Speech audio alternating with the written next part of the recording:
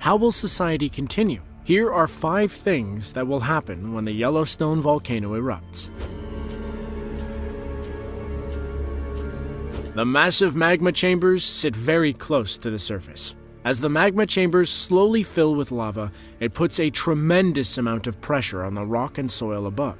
As the pressure builds, the ground on the surface starts to grow and bulge. In the past, the caldera in the park would grow by about 2 inches per year. However, over the last few years, that speed has increased to about 8 inches per year, showing that the chamber is filling at a much faster pace. When the Earth moves at such a quick pace, it shakes the ground above. This was seen in the case of Mount St. Helens in 1980. Just before this eruption, the magma chamber in the mountain started to fill, bulging the entire side of the mountain. At the same time, earthquakes were being recorded in the area on a regular basis. In the days leading up to the eruption, there were around 4 or 5 earthquakes every day that measured at least a 4.2 magnitude. When you consider the difference in scale between Mount St. Helens and the Yellowstone supervolcano, it gives reason to be concerned. The earthquakes leading up to the actual eruption have the potential to be major, somewhere in the realm of 8.0 to 9.0. This type of geological activity in the area would undoubtedly be catastrophic, potentially even causing the drying up of the various geysers. However, as there is no recorded data to base these predictions on, the only thing we can go on is a bit of speculation.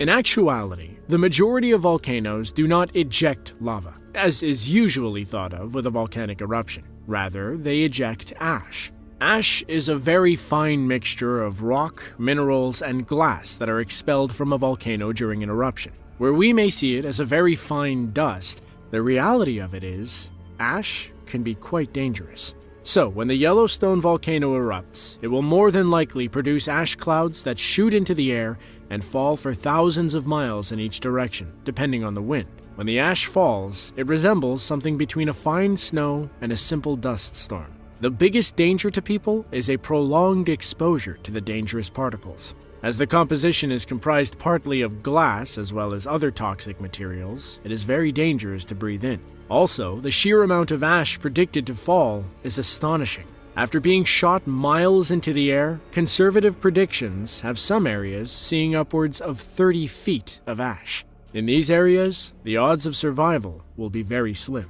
With feet of ash falling in nearly every direction, it would cover the food source of herbivores, driving them to new areas to graze. The carnivores would follow suit with their food sources gone. Trees and plants would not receive proper nourishment from the sun or from water. While the severe thick ash would only cover the surrounding states, it is estimated that a large eruption of Yellowstone could cover a massive portion of North America in ash, even as far away as somewhere like New York.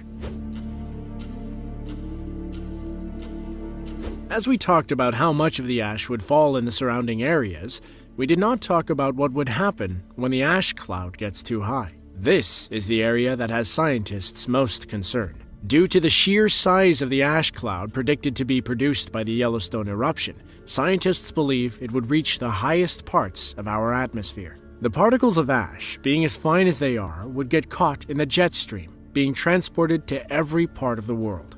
Additionally, the particles being in the less dense upper atmosphere would linger for years and years, falling back towards Earth at a snail's pace. As the ash continues to linger, the sun's light would become less and less intense, causing temperatures all across the world to start dropping. Depending on how much ash is released during the eruption, the temperature drop could last anywhere from a few years to a number of decades.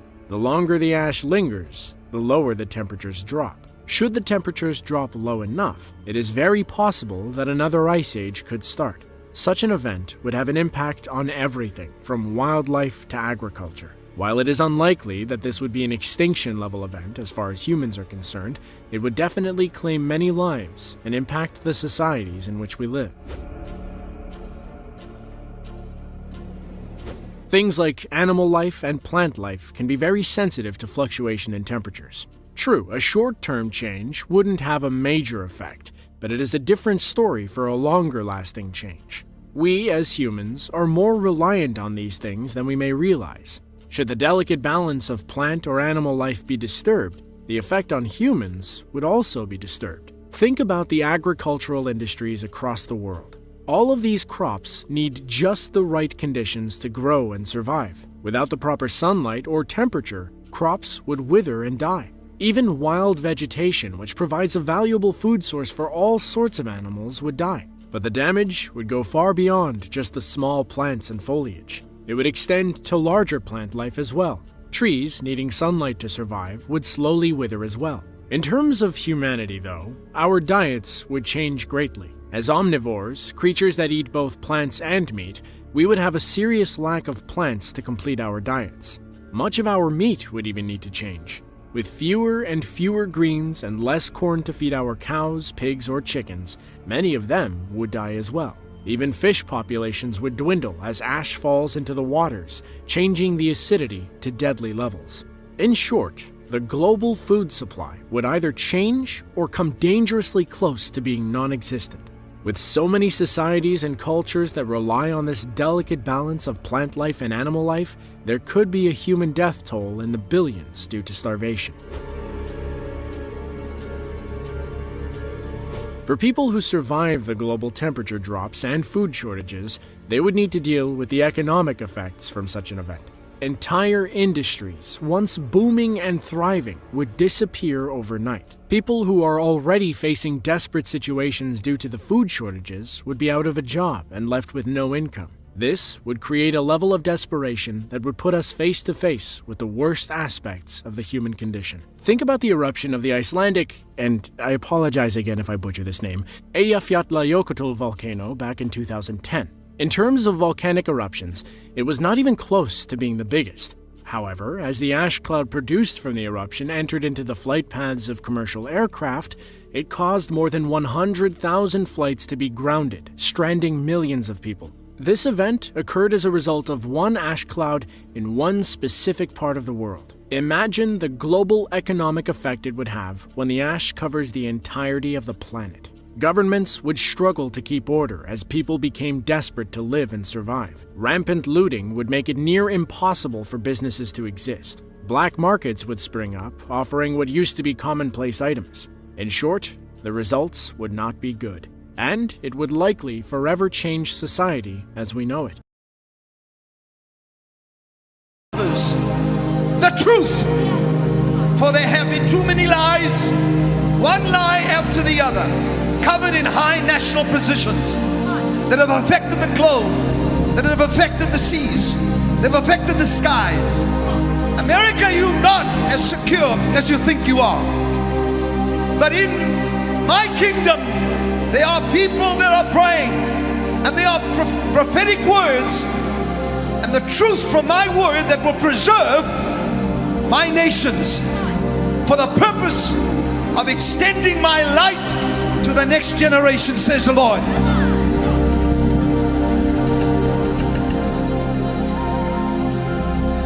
There are two E's that I see. One E is the word erupt. The other is earthquake. Many are prophesying about earthquakes, but there is a national park where there is an eruption under the earth for it to come out, and many say it is just simply an eruption, but it is not. It is a sign that I shall contain that which would try and be destructive in this nation. A volcano as a sign. And then there will be another earthquake, says the Lord. Keep your eyes open, for this sign is to cause the earth to yield of its produce, that the great E may come forth rapidly. This is my promise, says the Lord. Therefore take heed today, as you come to me and strike the rock, I will release that which has been held back from you and cause triumph to be sounded in your mouths, says the Lord. Come on.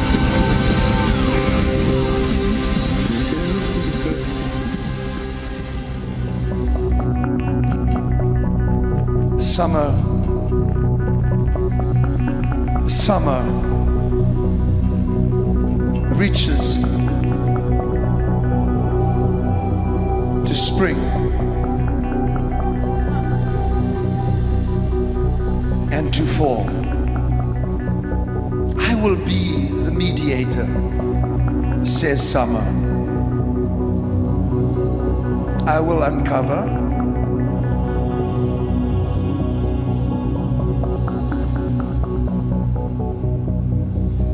I will defend, my sun will shine. But yet beneath the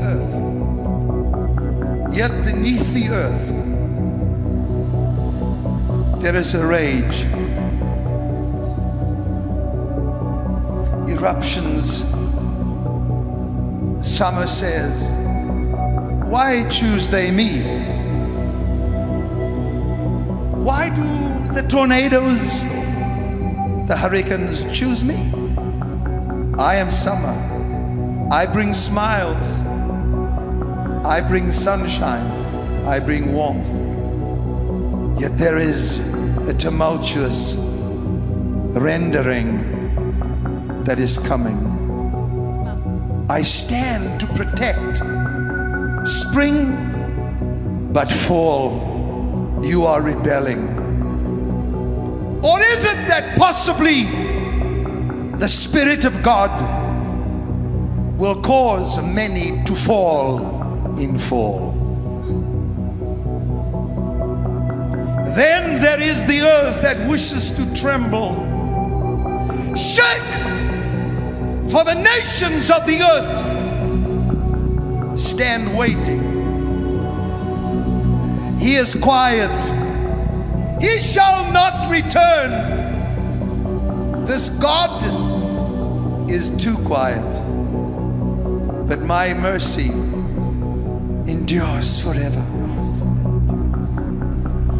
However, there is an uncovering of great evil. And I will start from the top. I have shaken the Democrats and will shake the Republicans even more. But remember, when these tremors and when these tumultuous moments happen, Summer says, I will take it so that the fall can do its work in America. The auto industry of this nation shall rise, and they shall disappoint the expectations of the East. And they shall say, what do they have? Why does America still prosper? Princes of darkness and demonic powers are raging for these two extremely wicked terror organizations to be pierced with the sword of the Lord. Summer, take it.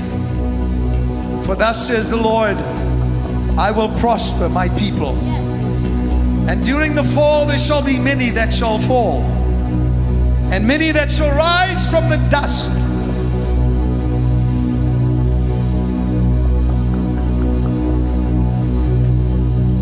The earth is standing prepared. I shall take it, for the summer shall bring forth much in the temperatures. Strange July,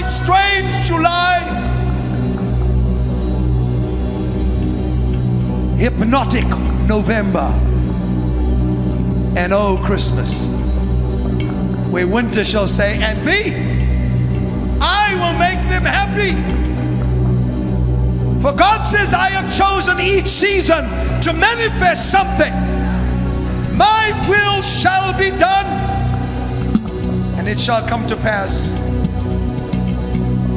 that I shall bring sign after sign, and in the fall that which comes down is that which was able to be shaken, and I will build and release the resources, and in the fall will show you whom I have chosen to pray for and guide this nation. You shall rejoice, for it is my man. It is my chosen David, says the Lord.